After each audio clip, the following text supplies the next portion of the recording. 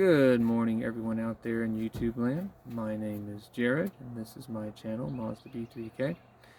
This is part 3 of the battle for the 5.4 series, where I got this van, didn't realize it, but it was heavily milkshaked. Turns out that it was because of failed, in this case, upper intake gaskets, but traditionally what would be considered lower intake gaskets.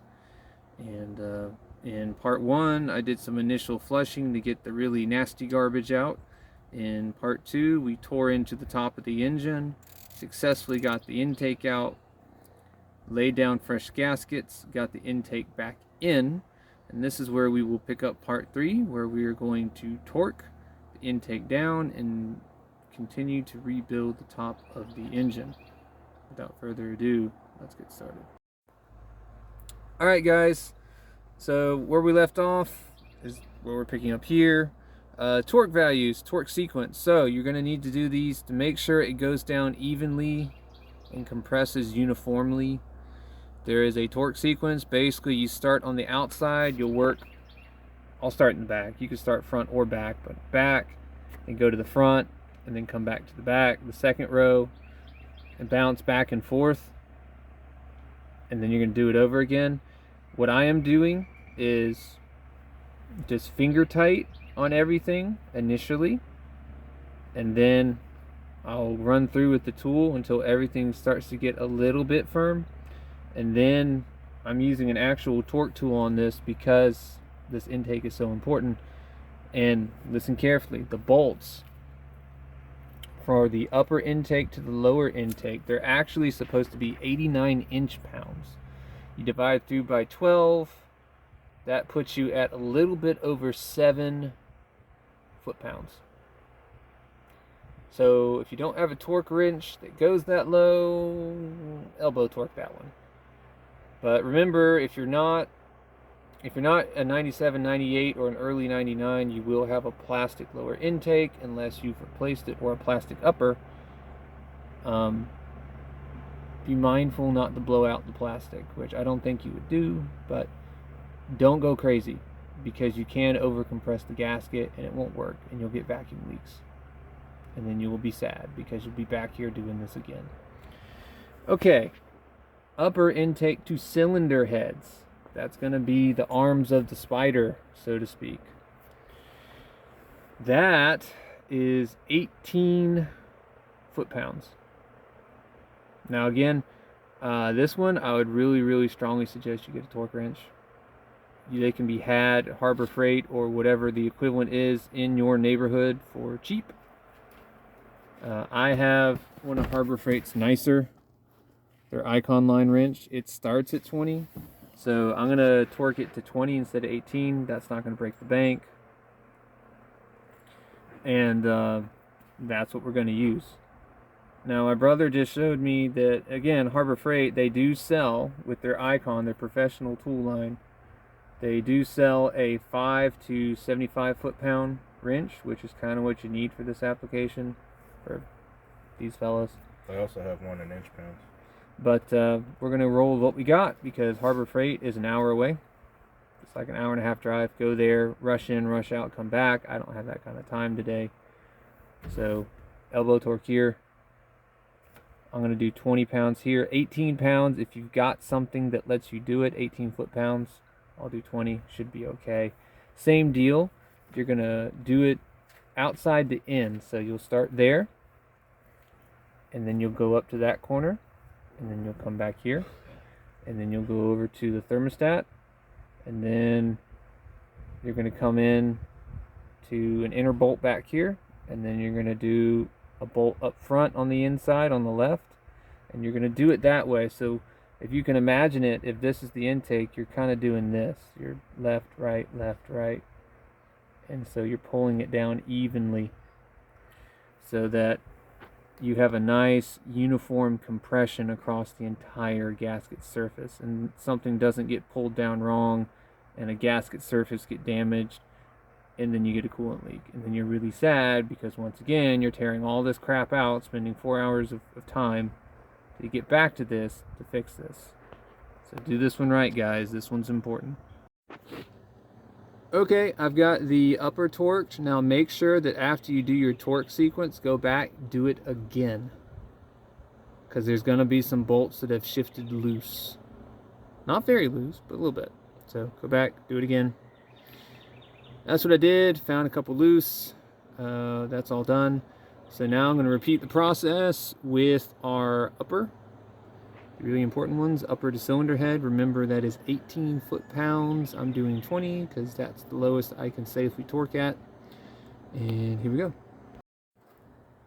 Okay, intake is in. I triple checked, triple torqued the upper intake to cylinder heads because those are so important.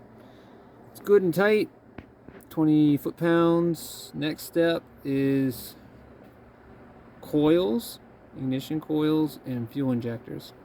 So to make my life a little bit easier reinstalling, particularly on the passenger side here, because there's so much traffic, so much junk in the way, going to take the fuel injectors out of their rail and put them back in one by one. And I'll go ahead and just put the coils back in. Remember, the coils have a keeper bolt, right? And that keeper bolt, it's like 10 inch-pounds. It's really light torque. So get your coil in. Make sure it's pointed. It can only really go in one way because there's only one way that the coil will go in, and the bolt hole will line up where the keeper bolt needs to go. And let's get those in, and then we'll start working on getting your injectors in. And when we get to the injectors, there's a couple things we'll need to do when we go to install the injectors, and I'll fill you in then. Alright guys, updates. So over here I've got all the coils back in, and I have connected all of them. Make sure you push, click, pull. Depending on the age of your vehicle, the locking mechanisms might be broken. In that case, you just got to push it on there and hope for the best. I had a couple of issues where my keeper bolts, they would thread, but then they wouldn't tighten up. So I inserted some washers to make them tighten up where the threading was still good, and I got that straightened out. So the next thing I'm going to do, I've reconnected this heater core line right there. I still need to bring the clamp around, but it's reconnected. You can use some silicone spray to make it easier to slide hoses onto stuff.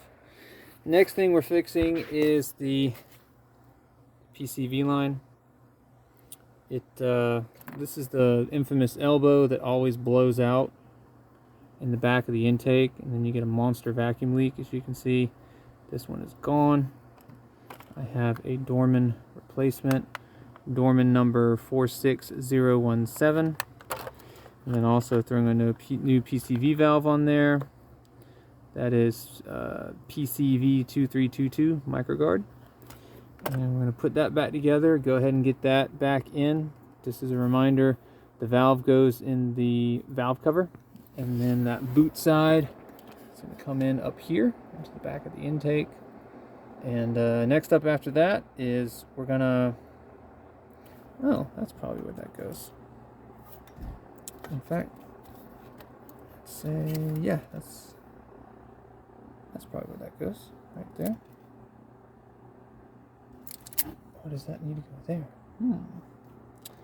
Questions, decisions. I have to check my footage, see what went where. But anyway, we're just going to keep moving forward on reassembling stuff. After I get this done, next step is going to be putting the fuel injectors back in, like I mentioned earlier. Okay, don't forget, reconnect the alternator. That's 3 10mm bolts. And then you will need to get the system belt back on. You can consult the belt guide sticker, which is here. Show you what you need to do. And also, once you're all done, don't forget to take your in our case, a breaker bar. We got to wiggle that off. Bad things would happen if you tried to fire the engine off with that still down there. Get your connections back in. This is a 10mm nut right here. Don't forget the ECT that plugs in right there. reconnect your upper radiator hose, get that back on there. And I'm not gonna put the air intake stuff back in yet. I want to have the easier access for fuel injectors. Get those in. Otherwise, the front here is pretty much back together. For fuel injectors, we're going to need to take the fasteners out for those rails. They're 8mm. There's 4 of them. We got to take them out so we can get that slid back in. This goes over here, kind of like that. And we are getting there, folks. After injectors, we're going to start working on evap stuff that had to come out of the way and the throttle body. Alright, injector time. This will be short but sweet. Basically, take some kind of an oil. PB works fine. Since I'm going to be removing top and bottom, only do this if you are confident that your gaskets are okay, and since this is a low miles engine, the gaskets are okay. Take it out, you're going to oil top and bottom, and then you will insert your injectors into the intake, kind of spin them around so that they'll line up with their electrical, and then we're going to insert the actual fuel rails afterwards and then seat them. And you'll know the fuel rail is seated when both of your fastener holes line up just the way they did when you first took them off. If you don't seat them right, you get vacuum leaks, you get fuel spray. It's a bad time for all. So you take the PB and you lube both your O-rings and insert it. And that's what we're going to do. So anyway, I'm going to get on that. I'm under a little bit of a time crunch. I guess, when am I not under a time crunch? Because I would like to be able to fire this off today, hopefully. But we're getting there. Just get that in, then throttle body, and we've got all the vacuum stuff back here and some evap stuff that's got to go back in, and that's it. Okay, so we're back. I've got the fuel rail in. I've also reconnected the main fuel lines. Remember that you push to the click, give them a good pull to make sure that you got it all the way. Throw the extra retainer clips on there. When you go to put the fuel line in, after you wrestle it into position, make sure that those top O-rings are lubed if you did take them out of the top rail.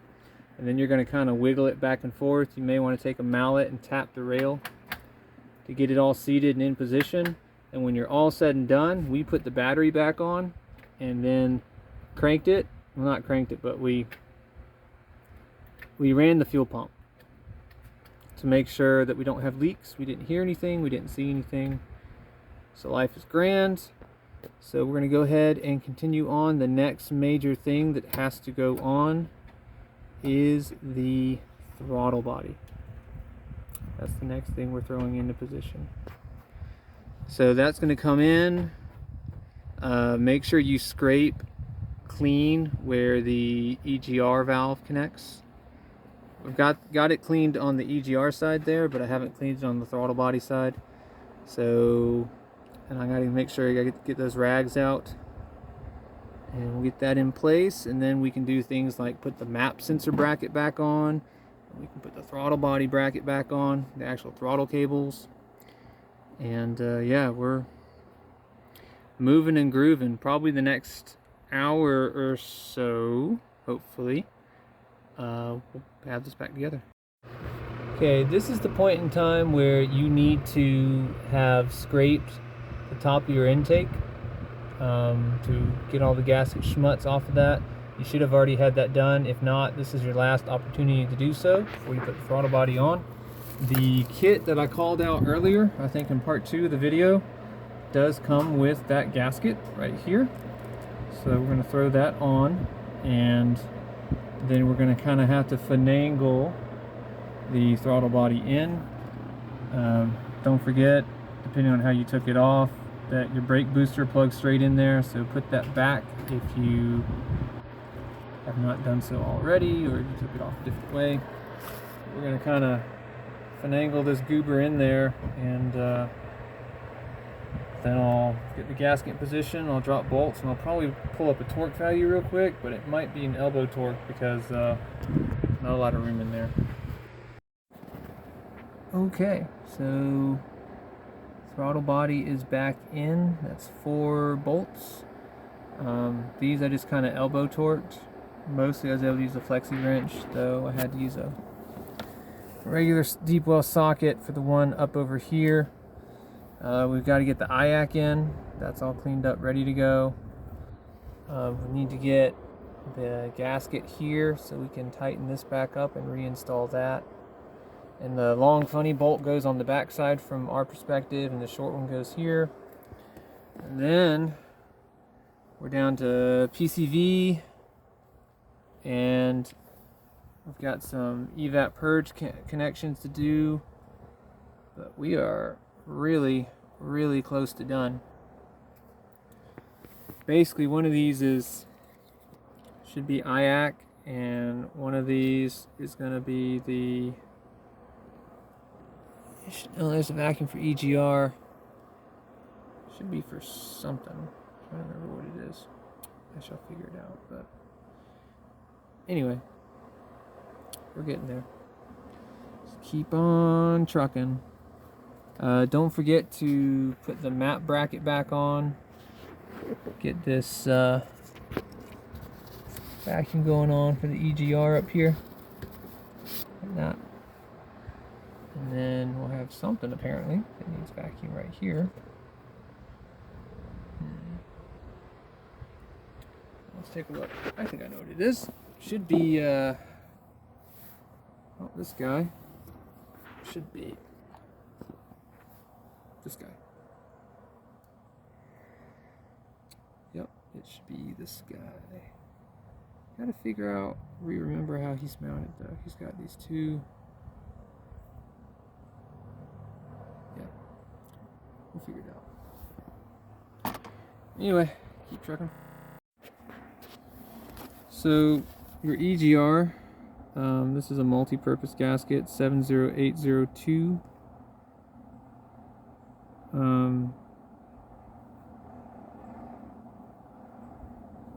Yeah, I actually bought 2, but this should work. Just make sure you've cleaned your EGR surface before you slip this guy in and put your bolts back in. Alright guys, lots of updates for this little segment. So I've got the EGR back in. One thing to note, at least with the gasket that I got, the holes on it were just big enough that you could thread the bolts through it. And by thread, I mean you actually have to spin the bolt to get it to go through. So it's going to fight you a little bit when you go to put this in. Just be patient, work through it. You get that back in. Once that's back in, you can put in your IAC.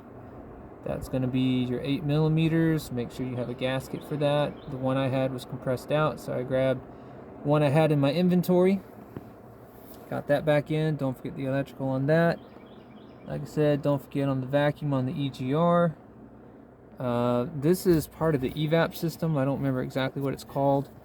It's got that little bracket. Get that screwed in. Get its electrical plugged in. And then once your IAC's in, come around. If you still have this little funky piece, make sure you put that in there. Get this up in the air. I'm actually not sure what that does. It might be like a service diagnostic check thing. I'm not sure, but I figured I'd put it right there. And this runs around to the front, which I still need to finish up. So that takes care of all of that. There's a double vacuum port that goes into this guy, so make sure that's in. I think that might be the EGR valve, now I think about it. I'm not sure. I'll have to look that up. Anyway, you've got this big line, well, not huge, but you have a line that comes from the front of the throttle body. That goes into this guy, which is the evap purge valve. Don't forget, in my case, I had to take this plate off, so get that back in. That's actually, you got to push the studs up and then put nuts on top to get that back in place. Don't forget the electrical here. There's a vacuum line there. This is this big line here, which I'm replacing because it was damaged, but that's going to go like that. This is a evap service line. It runs all the way up to the front. I'm replacing that as well. That's why it's off. So with that, when you're done with all that, you should have no electrical connectors available back here, and you shouldn't have any open vacuum lines back here, and you shouldn't have any open evap lines unless you're doing repairs like me. So give yourself a golf clap, because at this point you are officially done with the work on the back of the engine. So let's go around front and wrap that up. Okay, updates. Shroud's back on. You got to put the shroud over the throttle body before you start reconnecting the air intake. Remember, that's a captive clamp. You can get to it from the back with a short 8mm. Don't forget to plug your IAT back in. So that's done. Next step is the rest of the air intake up here. That's going to plug in here, and remember, it has a bracket, 2 bolts here, 2 bolts there. I don't know if I mentioned it, but I got all the throttle stuff in position. When this is all said and done, the only thing left is the evap lines that I'm working on replacing. Otherwise, the engine is back together, and at this point, if you're confident in it running, you don't need to do flush work like I do, you can go ahead and refill it with coolant and you'll be good to go. But in my case, I got to get this intake on, and then replace the evap lines, then back to flush work, because I need to try to get some of the sludge that's in the pan out. It's gonna be kind of funny what I got to do, but we'll cover that when we get there. Last few things here. 8mm, make sure you're flush before you connect this. Don't forget that before you set this up, on the underside is your MAF sensor connector. Make sure you put that together. Cars are very unhappy without a MAF. When you go to put this on, see that slot? You start up there, right here where the notch is, stick it in, rotate it down, stick it into here. And with that, if you've been following along, you're done. So officially the lower intake gaskets are now repaired. Next step is I need to drain the oil and then do something about the coolant sludge that is sitting at the bottom of the pan. Did some research on that. I will work on that when I get home later today. I'm out of time. I got something I need to go do. But it is back together. Finally. So I guess this will end part 3. We'll just make 3 be the build, putting it all back together. And part 4, we'll get back to flushing and hopefully our first actual engine run to see how it runs. Because before we had a massive lean issue, and of course we were getting coolant in the oil, and that was no good. One other thing, PCV. So it gets janked pretty good in the process of being put back together. But it goes there, and then it kind of snakes its way over. And I showed it earlier, but then there it is right there. Dives down into here. So that's how that runs. But yeah, it's very cool. I really hope that tomorrow, fingers crossed, I will be able to actually idle this for the first time since all the repairs and see what happens. Alright guys, that's going to do it for part 3 of this mini video series, the battle for the 5.4, attempting to save this engine that had a rather large coolant leak from an intake gasket failure. So if this video helped you out, if you learned something, if you felt entertained, please consider like, share, subscribing. That helps the channel grow, which lets me bring more content to you. Please also leave a comment. I like to read them, I like to reply to them, and I like to learn from them. Lastly guys, I make mistakes, and I do make plenty, and I make sure they get on film so you don't have to. I'll see you guys next time.